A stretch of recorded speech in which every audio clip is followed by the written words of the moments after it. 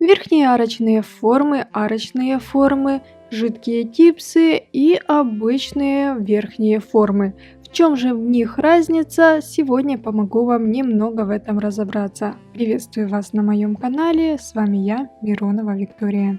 На самом деле мне очень часто задают вопросы по поводу этих форм. Поэтому я сегодня решила немного вам рассказать, в чем же отличие. Чтобы вам было понятнее, показывать буду все на своей левой руке. Я уже сделала маникюр и плотным слоем нанесла базу для гель-лака.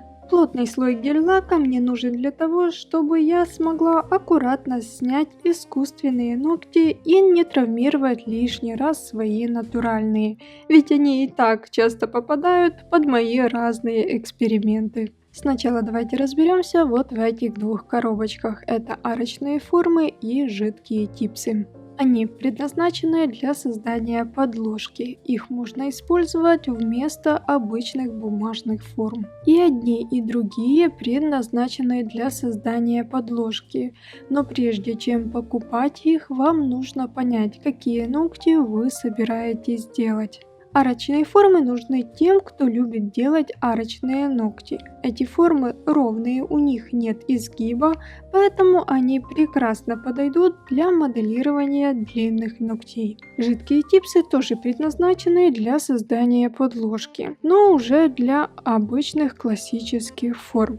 Именно такие ногти мы делаем чаще всего. Сейчас вы наглядно можете видеть, какая у них разница. Специально ставлю эти формы рядышком, чтобы вам было видно. Как видите, арочные формы имеют продольную арку, а у жидких типс ее нет.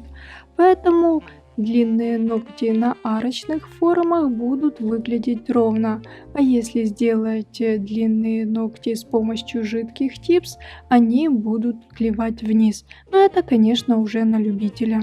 Сейчас вам покажу два способа, как можно работать с арочными формами. Промазываю прозрачным гелем форму снизу. Затем прикладываю форму сверху на ноготь, своим пальцем фиксирую палец клиента, в данном случае свой палец, и сверху прикладываю лампу, чтобы материал заполимеризовался. Чтобы снять форму, аккуратно поджимаю ее пальцами, и она отлично сходит. После снятия формы иногда остаются небольшие бугорки, их я снимаю с помощью пилки. Делается это очень быстро. Вот такая подложка в результате получилась. Единственное, изнутри нужно будет немного чуть-чуть выпилить материал, чтобы там было все ровненько и чистенько. Второй способ я подсмотрела у Ольги Архиповой, она отлично справляется с верхними формами. Мне такой способ тоже очень нравится, я его часто использую в своей работе. Суть его в том, что гель наносится не под форму, а прозрачный гель наносится сверху на форму, и форма устанавливается в стык к ногтю. Ногти с такой подложкой тоже очень хорошо носятся, ничего не отпадает, проверяла на себе. Мне еще очень нравится, что с таким способом под ногтем нет никакого затекшего материала, выпиливать там уже почти ничего не нужно, только рисунок, который остается после формы.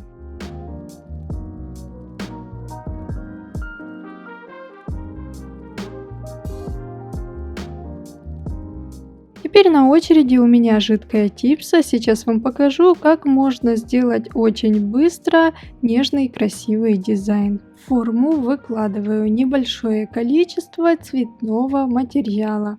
Лучше всего использовать полигели, либо же фастгели. С гелями будет немного сложнее, они чуть-чуть быстрее растекаются.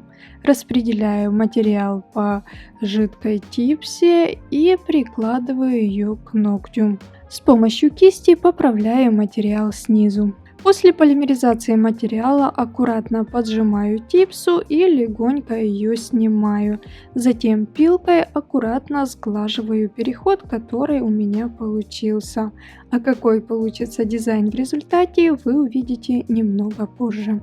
Вот такие подложки получились, теперь время рассказать вам о верхних формах. Думаю, что с этими коробочками уже все намного проще. верхние арочные формы и обычные верхние формы. И те, и другие предназначены для быстрого моделирования с минимальным опилом. Отлично подойдут для моделирования под гель-лак. Ну и конечно, с ними можно делать очень красивые внутренние дизайны легко и быстро.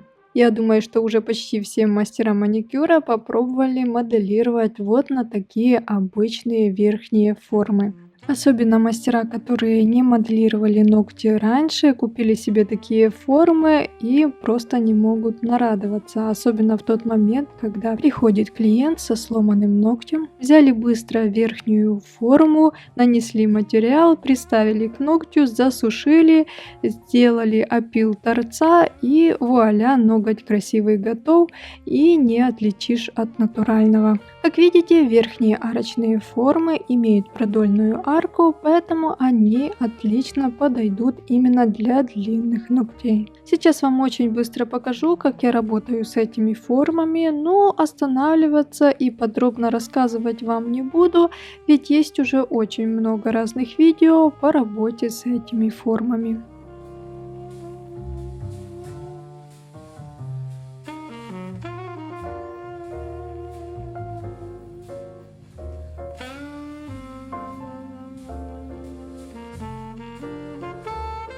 После снятия типсы получился вот такой маленький аккуратный ноготь. Острой частью пушера топориком аккуратно убираю остатки материала, который повылазил за форму.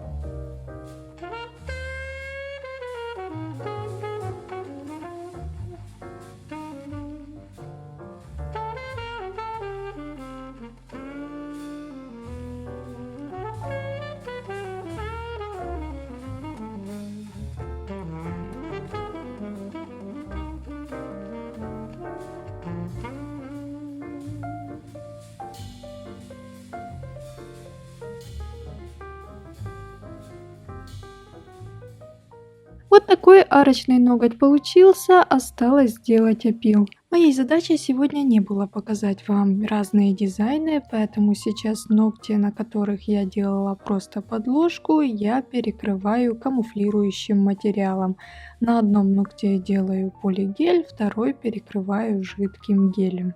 Конечно, если клиент хочет сделать ногти под гель-лак, тогда я не буду заморачиваться ни с какими подложками, а просто сделаю ногти на верхние формы. Если это будут длинные ногти, тогда я возьму верхние арочные формы. Если же это будут маленькие короткие ногти, я возьму просто верхние формы. Если мне нужно смоделировать выкладной френч, тогда мне проще взять арочные формы, сделать арочную подложку и уже сверху делать выкладной френч. Конечно, выкладной френч можно сделать и на верхние арочные формы, сделать это все внутри, а потом выкласть это на ноготь, но мне проще все же использовать просто подложки. Жидкие типсы я использую только в таком варианте. Я делаю цветной кончик и потом у основания ногтя перекрываю камуфлирующим материалом. Получается вот такой нежный переход, как получился у меня сегодня на мизинце. И напоследок, чтобы у вас вообще не осталось вопросов, покажу, в чем разница между жидкими типсами и верхними формами. Ведь на вид они очень похожи, и я в свое время тоже допускала ошибку и вместо верхних форм купила жидкие типсы и думала, что это одно и то же. Да, действительно, на первый взгляд может показаться, что они абсолютно одинаковые, но все же есть отличия. Верхние формы имеют апекс, а вот жидкие типсы апекса не имеют, они плосковатые. Поэтому, чтобы сделать полноценный ноготь, все-таки лучше использовать именно верхние формы. Ну вот и все. Вроде бы обо всем рассказала. Надеюсь, что сегодняшнее видео немного помогло вам все-таки разобраться с этими коробочками и разными типсами и верхними формами. Если у вас остались вопросы, конечно, пишите в комментариях. Я по возможности обязательно отвечу. Пишите также в комментариях свое мнение о верхних формах, любите вы ими работать или нет. Мне это все безумно интересно почитать и узнать о вашем опыте. Если вам понравилось мое видео, не забывайте поставить лайк. Если вы вдруг еще не подписаны на мой канал, обязательно подписывайтесь. Впереди вас ждет очень много интересного и полезного. Ну а с вами была я, Миронова Виктория. До встречи в новом видео.